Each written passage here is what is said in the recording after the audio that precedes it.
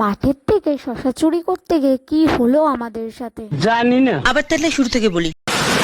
বিকেলে বদ্ধ করে আবদ্ধ থাকতে মন চায় না, মন চায় একটু সুন্দর সবুজ প্রকৃতি। তাই আমি আমার সঙ্গপঙ্গ নিয়ে বেরিয়ে পড়লাম মাঠের উদ্দেশ্যে। আর চোখ পড়লো পাশে থাকা একটি শশা জমির প্রতি। আর ঠিক তখনই সন্ধ্যাবেলা বেগুন ক্ষেত্রে করতে গেলাম চুরি, বেগুন লাই অমনি আমার হাতটা নিল ধরি।